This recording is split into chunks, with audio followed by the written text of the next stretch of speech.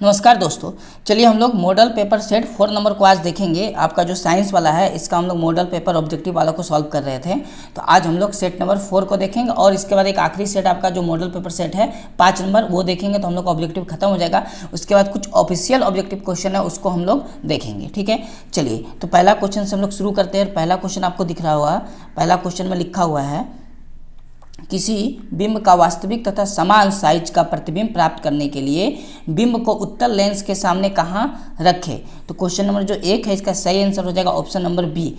कहाँ रखना पड़ेगा? फोकस दूरी की दोगुनी दूरी पर, ठीक है। तो क्वेश्चन नंबर 1 का सही आंसर ऑप्शन नंबर बी होगा।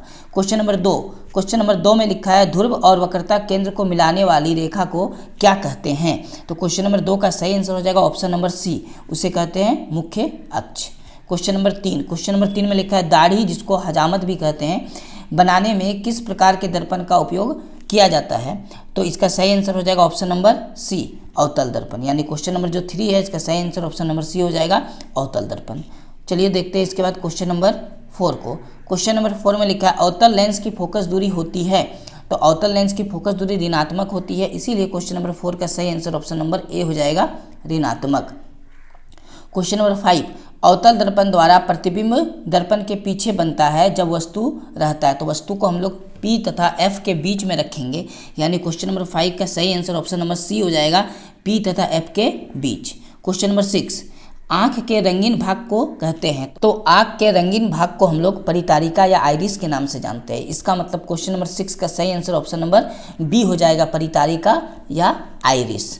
क्वेश्चन नंबर 7, सामान्य नेत्र का दूर बिंदु क्या है। तो क्वेश्चन नंबर 7 का सही आंसर ऑप्शन नंबर डी हो जाएगा, अनंत।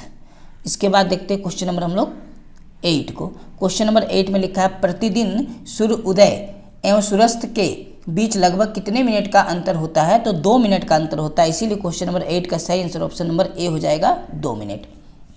क्वेश्चन नंबर 9 में लिखा है दृष्टि दोष मुख्यतः होते हैं। तो जो दृष्टि दोष होता है वो 3 प्रकार का होता है, इसीलिए क्वेश्चन नंबर 9 का सही आंसर ऑप्शन नंबर सी हो जाएगा, 3। क्वेश्चन नंबर 10, इसमें लिखा है किसी विद्युत बल्ब का अनुमानताक 220 वोल्ट 100 वाट है। जब इसे 110 वोल्ट प्रचालित करते हैं तब इसके द्वारा विद्युत शक्ति कितनी होगी। तो आपको विद्युत शक्ति निकालना हो तो डायरेक्ट आपको करना क्या है, 100 को 110 से गुना करके और 220 वोल्ट जो उससे भागा कर दीजिए, आंसर आ जाएगा। तो देखिए सॉल्व करते हैं हम लोग, है ना। तो ये 0 से 0 कटा, ठीक है, और ये 110 था, कितना था 110, ठीक है। और उसके बाद 11 से 22 कटेगा 2 बार में, 2 से कटेगा 150 बार में, यानी 50 आंसर आएगा। जो क्वेश्चन नंबर 10 है इसका सही आंसर ऑप्शन नंबर सी हो जाएगा, 50 वाट। क्वेश्चन नंबर 11, एक कूलाम आवेश में कितने इलेक्ट्रॉन होते हैं। तो एक कूलाम आवेश में 6 गुना 10 का पावर 18 इलेक्ट्रॉन होते हैं, ठीक है। अगर मान लिया जाए हम 6 के पहले पॉइंट बैठा देते हैं तो ये जो 10 का पावर 18 है ना, ये 19 हो जाएगा। क्या हो जाएगा? 19। तो देखिए ये वाला ऑप्शन आपका दिया हुआ है ऑप्शन नंबर सी में, यानी क्वेश्चन नंबर जो 11 है इसका सही आंसर ऑप्शन नंबर सी हो जाएगा, ठीक है। चलिए देखते हैं इसका क्वेश्चन नंबर हम लोग 12 को। क्वेश्चन नंबर 12 में लिखा है चुंबकीय क्षेत्र अधिक प्रबल होते हैं। तो चुंबकीय क्षेत्र ध्रुवों पर अधिक प्रबल होते हैं, इसीलिए क्वेश्चन नंबर 12 का सही आंसर ऑप्शन नंबर बी हो जाएगा, चुंबक के ध्रुव पर। क्लियर है यहाँ तक? चलिए हम लोग अब नेक्स्ट देखते हैं इसके बाद क्वेश्चन नंबर 13 को। देखिए क्वेश्चन नंबर जैसा कि 13 आप देख रहे हैं, लिखा है इसमें उपयोगी पवन ऊर्जा प्राप्त करने हेतु पवनों का न्यूनतम वेग होनी चाहिए। तो कितना होना चाहिए? 15 किलोमीटर पर आवर। इसका मतलब क्वेश्चन नंबर 13 का सही आंसर ऑप्शन नंबर ए हो जाएगा, 15 किलोमीटर पर घंटा, ठीक है। चलिए देखते हैं क्वेश्चन नंबर हम लोग 14 को। क्वेश्चन नंबर 14 में लिखा है अम्ल एवं क्षारक के बीच की अभिक्रिया को क्या कहते हैं। तो अम्ल और क्षारक के बीच की अभिक्रिया को उदासीनीकरण अभिक्रिया के नाम से जानते हैं, इसीलिए क्वेश्चन नंबर 14 का सही आंसर ऑप्शन नंबर सी हो जाएगा, उदासीनीकरण, ठीक है। देखिए क्वेश्चन नंबर 15, इसमें लिखा है साग सब्जियों का विघटित होकर कंपोस्ट बनना किस अभिक्रिया का उदाहरण है। तो ये ऊष्माक्षेपी अभिक्रिया का उदाहरण है, यानी क्वेश्चन नंबर 15 का सही आंसर ऑप्शन नंबर बी हो जाएगा, ऊष्माक्षेपी। देखिए क्वेश्चन नंबर 16 में एक अभिक्रिया दिया हुआ है, पूछा किस प्रकार की अभिक्रिया। तो ये द्विविस्थापन अभिक्रिया, यानी क्वेश्चन नंबर 16 का सही आंसर हो जाएगा ऑप्शन नंबर डी, द्विविस्थापन अभिक्रिया। चलिए देखते हैं नेक्स्ट हम लोग क्वेश्चन नंबर 17 को। क्वेश्चन नंबर 17 में लिखा है उदासीनीकरण अभिक्रिया से प्राप्त क्या होता है। तो इससे लवण और जल दोनों प्राप्त होता है, इसका मतलब क्वेश्चन नंबर 17 का सही आंसर ऑप्शन नंबर सी हो जाएगा, दोनों। क्वेश्चन नंबर 18, पदार्थ ए बी सी डी का pH मान 2, 7, 10, 14 है, इनमें से कौन पदार्थ अम्ल है? अम्ल का मान 7 से क्या होता है? 7 से हमेशा छोटा होता है, इधर अम्ल का मान होगा। ठीक है, तो बताइए 7 से छोटा किस ऑप्शन में है?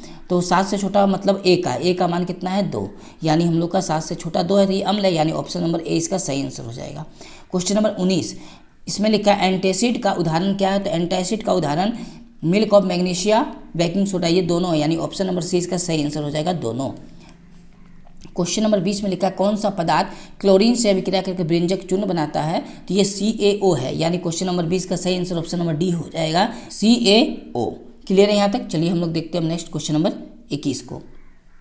देखिए क्वेश्चन नंबर 21 में लिखा है उभयधर्मी के ऑक्साइड के उदाहरण क्या होते हैं? तो उभयधर्मी के ऑक्साइड के उदाहरण Al2O3 होते हैं, और Zn, ये क्या लिखा है? 2NO, ये नहीं होगा, बल्कि ये होना चाहिए था ZnO। क्या होना चाहिए? ये 2 नहीं है, Z है। ठीक है, ZnO होना चाहिए, यानी दोनों होगा, ए और बी, यानी क्वेश्चन नंबर 21 का सही आंसर ऑप्शन नंबर सी हो जाएगा, दोनों।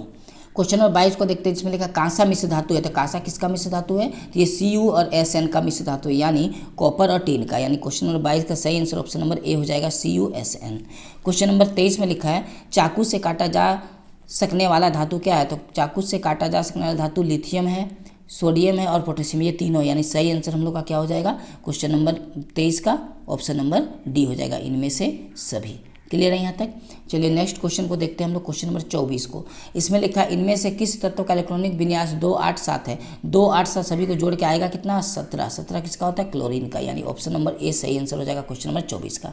ठीक है, चलिए देखते हैं हम लोग क्वेश्चन नंबर 25 को। देखिए क्वेश्चन नंबर 25 में लिखा निम्न में कौन सा कथन असत्य आपको ढूंढना है? क्या ढूंढना है? असत्य, गलत। देखिए असंतृप्त, ऑप्शन नंबर ए में लिखा असंतृप्त हाइड्रोकार्बन में द्विआबंध अथवा त्रिआबंध होता है। हाँ, इसमें या तो डबल बॉन्ड होगा या फिर ट्रिपल बॉन्ड होगा, उसको हम लोग असंतृप्त बोलते हैं। ठीक है, लेकिन ऑप्शन नंबर बी में लिखा है मीथेन असंतृप्त हाइड्रोकार्बन है। तो मीथेन का सूत्र आपको पता होगा CH4 होता है, तो इसमें सिंगल बॉन्ड बनता है। कितना बॉन्ड बनता है? सिंगल। आप 4 गो H इस तरफ दे दीजिएगा चारों तरह का, तो कैसा बॉन्ड बनेगा? सिंगल आबंध बनेगा। इसका मतलब ये असंतृप्त नहीं है, बल्कि ये क्या है? संतृप्त है, यानी ऑप्शन जो हम लोग का बी है ये बिल्कुल गलत है। ठीक है, तो आंसर यही वाला हो जाएगा। लेकिन आगे और 2 ऑप्शन पढ़ते हैं। तो सी नंबर में लिखा है एल्काइन का सामान्य सूत्र होता है CnH2n-2। एल्काइन, ये बिल्कुल सही है। ठीक है, और ऑप्शन नंबर डी में लिखा है एल्काइन। देखिए एल्काइन 2 बार लिख दिया है ना, तो ये एल्काइन ना होकर यहाँ कुछ और भी लिखा होना चाहिए, यानी मिस प्रिंट है। और एल्काइन का ये सामान्य सूत्र नहीं, ये एक्चुअली सूत्र किसका है? एल्किन का। ठीक है, ये एल्किन का सामान्य सूत्र है, और एल्किन में क्या होता है कि 2 होता नहीं है, माइनस या प्लस में। ठीक है, चलिए तो ये हम लोग का ऑप्शन नंबर जो डी है ना, ये मिस प्रिंट है, तो हम लोग का सही आंसर क्या करना होगा? ऑप्शन नंबर बी को। और इसके अनुसार देखिएगा तो इसमें से ऑप्शन बी और ऑप्शन डी दोनों गलत है, लेकिन आपको क्वेश्चन जो आपको एग्जाम में आने वाला है उसमें केवल एक ही स्टेटमेंट गलत रहेगा, दोनों नहीं रहेगा। क्लियर है यहाँ तक? चलिए तो नेक्स्ट देखते हैं हम लोग क्वेश्चन नंबर 26 को। बेंजीन का सूत्र क्या था? C6H6, यानी क्वेश्चन नंबर 26 का सही आंसर ऑप्शन नंबर सी हो जाएगा, C6H6। क्वेश्चन नंबर 27 में लिखा है इनमें से कौन तत्व उपधातु नहीं है? तो हाइड्रोजन उपधातु नहीं है, यानी क्वेश्चन नंबर हम लोग का जो 27 का सही आंसर ऑप्शन नंबर डी हो जाएगा, हाइड्रोजन। क्वेश्चन नंबर 28 में लिखा पायरुवेट के विखंडन से यह CO2H2O तथा ऊर्जा देता है, और यह क्रिया होती है। ये क्रिया कहाँ होती है? ये क्रिया माइक्रोकांड्रिया में होती है, यानी क्वेश्चन नंबर 28 का सही आंसर ऑप्शन नंबर बी हो जाएगा, माइक्रोकांड्रिया में। क्वेश्चन नंबर 29 में लिखा पौधों में वाष्पोत्सर्जन किस भाग में होता है? तो पौधों में वाष्पोत्सर्जन जो पत्तियों में होता है, तो क्वेश्चन नंबर 29 का सही आंसर ऑप्शन नंबर डी हो जाएगा, पत्ता। ठीक है, क्वेश्चन नंबर 30 में लिखा है आमाशय में कौन सा एंजाइम पाया जाता है? तो आमाशय में पेप्सिन नामक एंजाइम पाया जाता है। क्वेश्चन नंबर 30 का सही आंसर ऑप्शन नंबर डी हो जाएगा, पेप्सिन। ठीक है, चलिए हम लोग नेक्स्ट क्वेश्चन को देखते हैं, क्वेश्चन नंबर 31। इसमें लिखा है 2 तंत्रिका के मध्य खाली स्थान को क्या कहते हैं? तो उसको सिनेप्स के नाम से जाना जाता है, यानी क्वेश्चन नंबर 31 का सही आंसर ऑप्शन नंबर बी हो जाएगा, सिनेप्स। क्वेश्चन नंबर 32 में लिखा फल को पकाने के लिए कौन सा हार्मोन उत्तरदायी होता है? ठीक है, तो फल को पकाने के लिए एथिलीन नामक हार्मोन उत्तरदायी है, यानी क्वेश्चन नंबर 32 का सही आंसर ऑप्शन नंबर सी हो जाएगा, एथिलीन। क्लियर है यहाँ तक? चलिए हम लोग देखते हैं क्वेश्चन नंबर 33 को।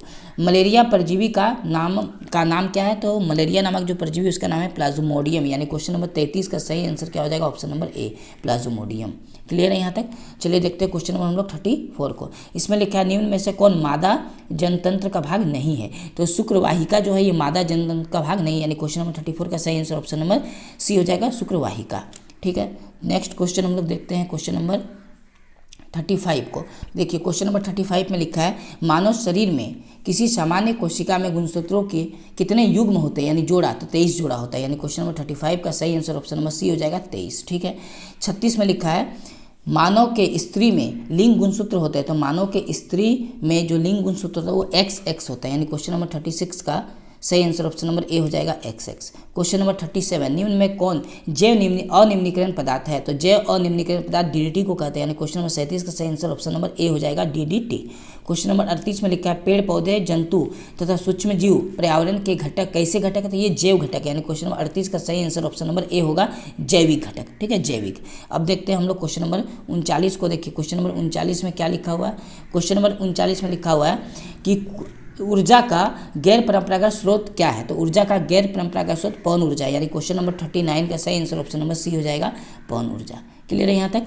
देखिए क्वेश्चन नंबर 40 में लिखा हुआ है कि कुल जल संचयन की एक पुरानी विधि है, यह निम्नांकित किस प्रदेश में उपयोग में लाई जाती है, तो ये हिमाचल प्रदेश में उपयोग में लाई जाती है, यानी क्वेश्चन नंबर 40 जो आपका आखिरी क्वेश्चन है सेट नंबर 4 का, इसका सही आंसर हो जाएगा option number A Himachal Pradesh. Clear है यहाँ तक। तो हम लोग का जो टोटल क्वेश्चन था सेट नंबर 4 में 40 ऑब्जेक्टिव, वो 40 का 40 हम लोगों ने सभी ऑब्जेक्टिव वाले क्वेश्चन के 4 ऑप्शन में से सही ऑप्शन क्या था उन लोग सारे ऑप्शन को हम लोगों ने देखा।